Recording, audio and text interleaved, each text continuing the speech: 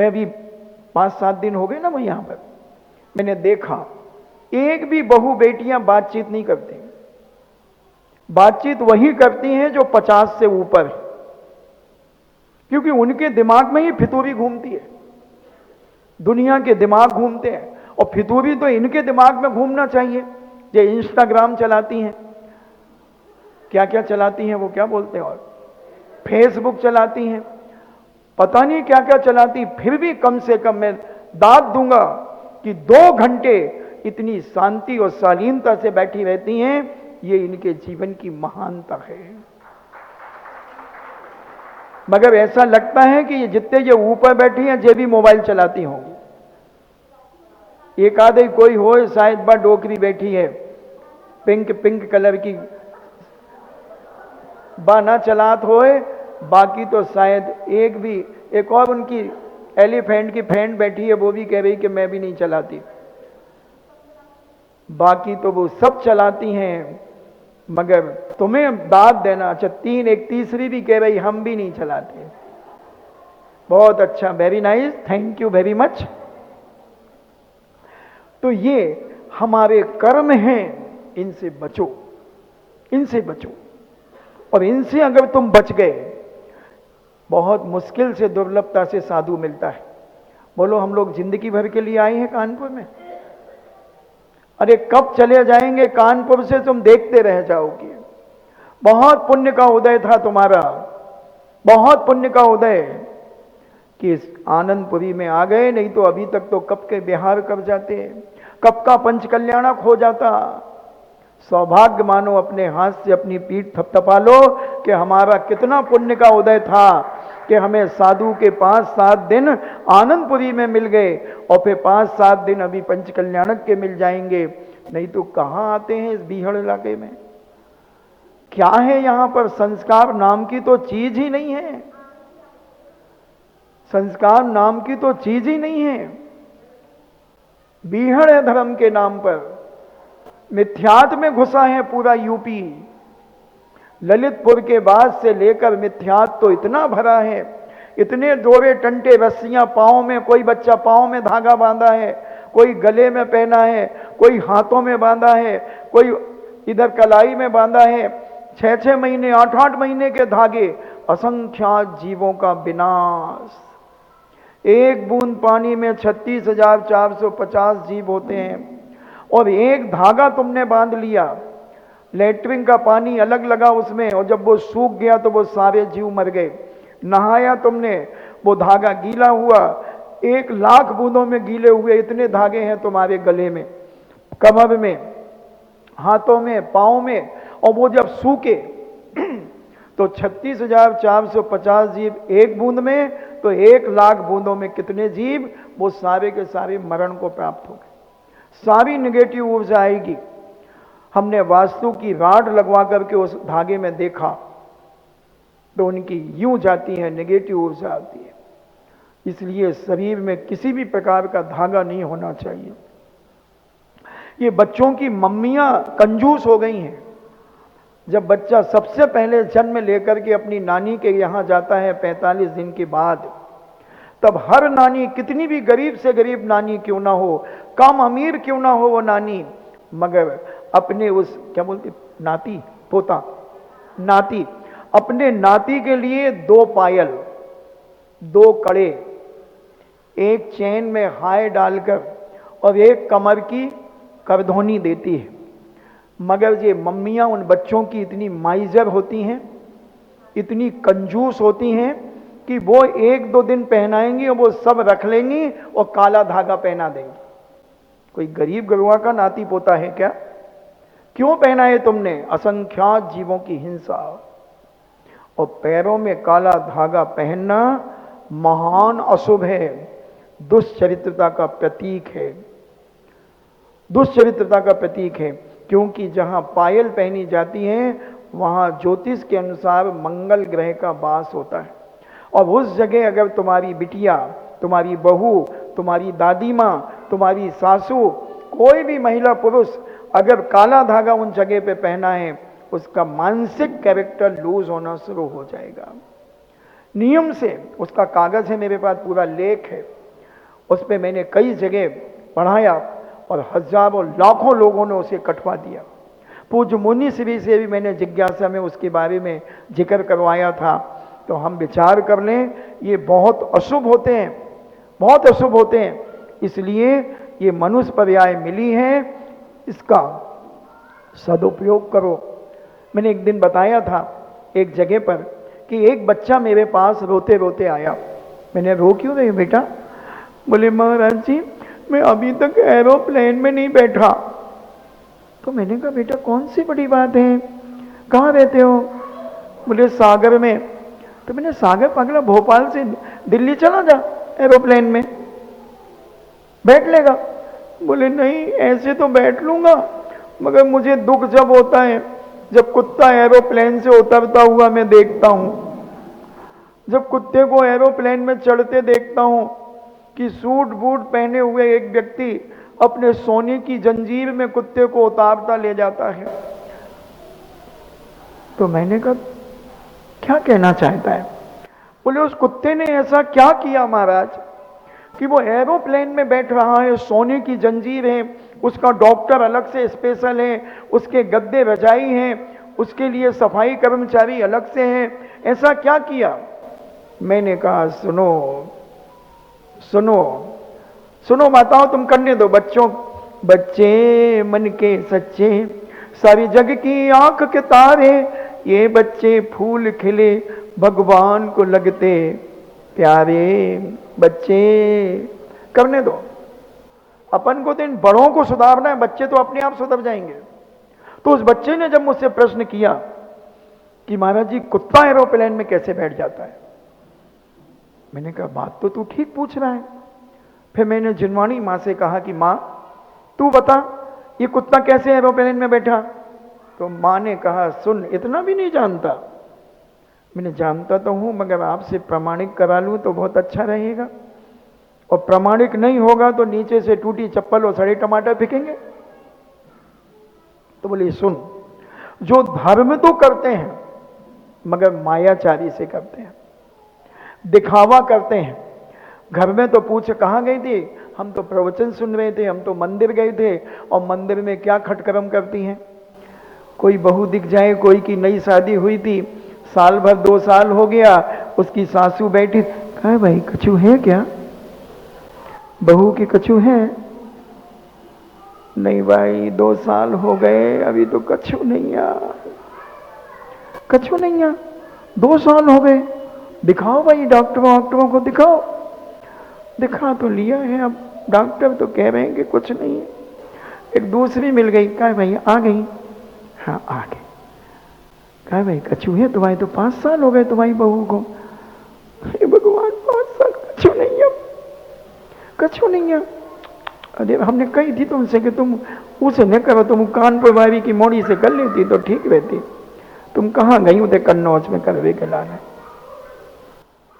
अब जी आग लगा रही है, देखना कहाँ बैठी है? मंदिर में। पूजा की आदि पूजा हो गई है और दूसरों से ये बातें कर रही है। ऐसे व्यक्ति मायाचारी से युक्त होते हैं और ये मर करके त्रियंच योनि में जन्म लेते हैं, गाय भैंस कुत्ता बिल्ली बनते हैं। मगर जो आधा धर्म किया है और आधी मायाचारी की है, तो उमा स्वामी महाराज ने कहा है तत्वार सूत्र में, जिसने पढ़ा हो, माया त्रज्ञो नस्से, मायाचारी करने वाला त्रियंच योनि में जन्म लेता है, यानी गाय भैंस कुत्ता बिल्ली आदि बनता है। तो ये वही लोग हैं कि जिन्होंने धर्म करते करते मायाचारी की है, प्रवचन सुनते सुनते मायाचारी की है, पूजा पाठ करते करते मायाचारी की है, वो जीव मर करके त्रियंच योनि में जन्म लेते हैं। मगर पुण्य आधा रहता है तो फिर कुत्ता बिल्ली त्रियंच योनि पाते हैं, और सेठ साहूकार करोड़पति अरबपति उन्हें खरीद लेते हैं और उनके लिए सोने की चैन, कुत्ते की बांधने की, डल्लप पिलो का गद्दा, मखमल की रजाई, स्पेशल डॉक्टर, ये सब उन्हें मिलते हैं जो धर्म क्षेत्र में मायाचारी करते हैं। कान खोल करके सुन लेना, ये जिनवाणी माँ का आदेश है, उपदेश है। हम कितने वो हो गए, धर्म से परेशान हो गए। किसने बुलाया था तुम्हें कि तुम प्रवचन सुनने आओ? मुझे कोई बोलने की बीमारी नहीं है, मुझे तो कहा गया। मैंने भी सोचा कि चलो साधु संत कम आते हैं, जितने दिन रुकेंगे कुछ सुना दें, इनकी खोटों पर चोट कर दें, कम से कम सुधर जाएं। मगर उनको वो भी अच्छा नहीं लगा। उनको बातें करने में अच्छा लगता है।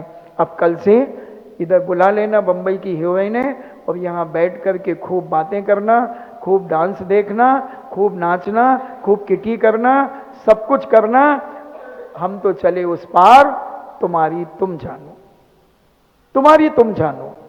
कितना बड़ा पाप है बंधुओं, कितना बड़ा पाप, नहीं समझ पाते।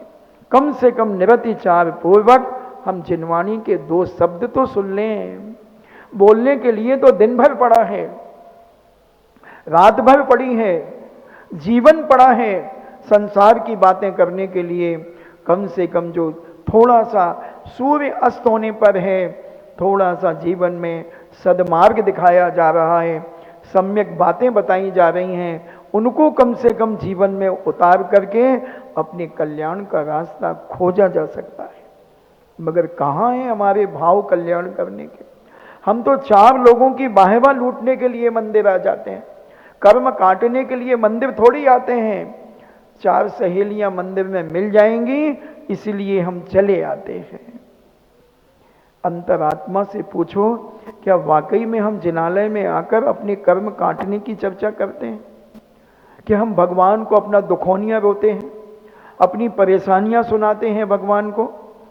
किस लिए मंदिर आते हैं? सम्यक दृष्टि तो वो है जो कर्म क्षयात, कर्मों के क्षय करने के लिए जिनेन भगवान की पूजा करता है, जिनेन भगवान का अभिषेक करता है, जिनेन भगवान का गुणानुवाद करता है कि हे भगवान, अनंत अनंत काल से 84 लाख योनियों में भटक रहा हूं और बड़ी मुश्किल में आपकी शरण मिली है, सच्चे देव सास गुरु की शरण मेरे जीवन में मिली है। भगवान मुझे ऐसी शक्ति दो कि मैं आपके गुणानुवाद करते हुए अपने जीवन में दर्शनम देव देवस्य दर्शनम पाप नाशकम दर्शनम स्वर्ग सोपानम दर्शनम मोक्ष साधनम। हे भगवान, मुझे ऐसी शक्ति दो कि आपके दर्शन करने से मेरे पापों का क्षय हो, और मुझे स्वर्ग का सोपान नहीं चाहिए, मुझे तो मोक्ष मार्ग चाहिए, तो परंपरा से मुझे मोक्ष मिलना चाहिए। हे भगवान, अभी वर्तमान में मेरी शक्ति नहीं है कि मैं आरिका बन सकूं, छुल्लिका बन सकूं, एलक छुल्लक बन सकूं, मुनिराज बन सकूं, मगर इतनी शक्ति दो कि मेरा मस्तक मिथ्यात की ओर न जाए, सदा सच्चे देव सास गुरु के चरणों में मेरा मस्तक झुके। जिनवाणी माँ का मैं स्वाध्याय करूं, पंच परमेष्टि का मैं जाप करूं, जिनेन भगवान की स्तुतियां और गुणानुवाद करूं, उसमें मेरा मन विचलित ना हो। ऐसी शक्ति भगवान के चरणों में बैठकर हम भावना भाएं, इससे कर्म क्षयात, हमारे कर्मों का क्षय होगा, पुण्य का बंध होगा, हमें अंतरंग शक्ति मिलेगी, बहिरंग मिलेगी। और जब अंतरंग और बहिरंग शक्ति हमारे जीवन में होगी तो हम त्याग और तपस्या की ओर बढ़ेंगे और अपने कर्मों को हम क्षय करेंगे। इच्छा निरोधा तपा, हम अपनी इच्छाओं का निरोध करें और अपने जीवन में निरतिचार पालन करने का प्रयास अपनी अंतरात्मा का करें। बंधुओं, ये धर्म मजाक नहीं है। हमने सोचा कि हम तो जैन कुल में जन्म ले लिया तो हमारा कल्याण हो जाएगा। अनंग सरा 3 साल तक 3000 वर्ष तक जंगल में रही, सर्प ने निगल लिया, सर्प ने निगल लिया। 3000 वर्ष तक तपस्या करी और सर्प ने निगल लिया, फिर भी स्त्रीलिंग का छेदन नहीं कर पाई। बंधुओं, विशल्या बनी।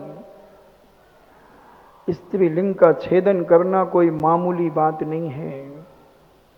इसलिए स्त्री की पर्याय दूसरों की चुगलियां करने से, श्रृंगार करने से, बार बार दर्पण देखने से, यहाँ वहाँ की बातें भिड़ाने से, ये सब स्त्री पर्याय मिलती है। इससे स्त्री वेद का बंध होता है। विचार करो कि हे भगवान, मेरी ये स्त्री पर्याय कैसे छूटे, कैसे छूटे।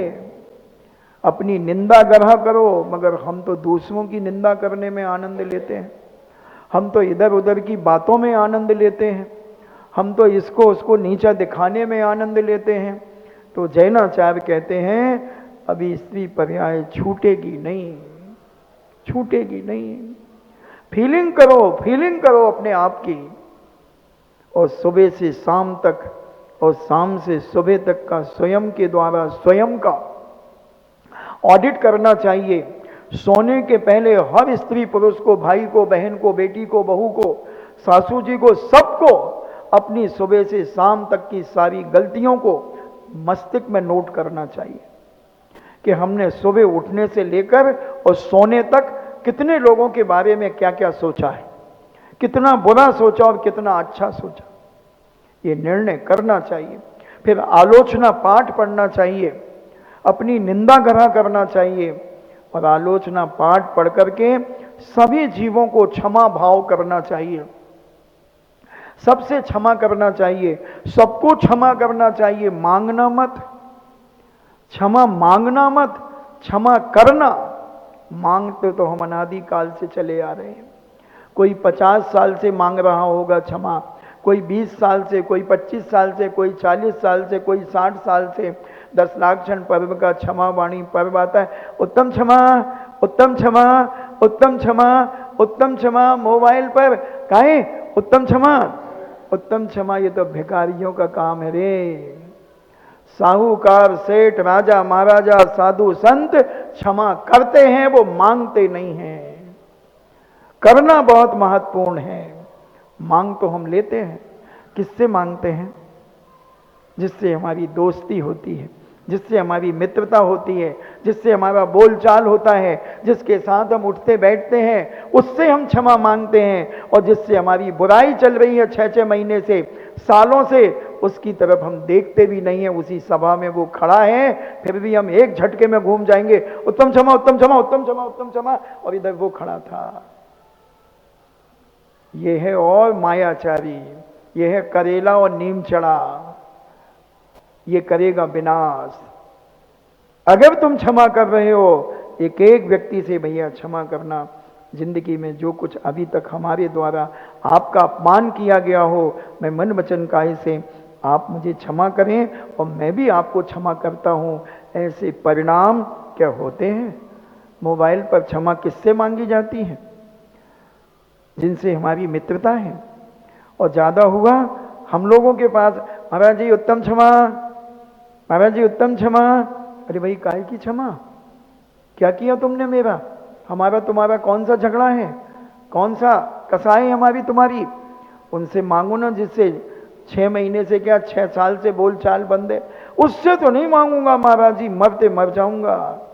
अरे कसाई मिथ्या दृष्टि दुर्गति में जाएगा, सड़ सड़ के मरेगा। उससे क्षमा मांग जिससे तेरा बोलना बंद है। महाराज जी मैंने 10 उपवास किए, कोई क्षमा, आपका कोई अभिनय हो गया हो महाराज जी, आपको नमोस्ते क्षामी करने में कोई गलती हो गई हो महाराज जी, क्षमा करना, अब मैं पालना करने के लिए जा रहा हूँ। कहाँ जा रहे हो? महाराज जी घर ही जाऊंगा, चाचा जी ने नहीं बुलाया। अरे महाराज जी उसका नाम नहीं लो चाचा का,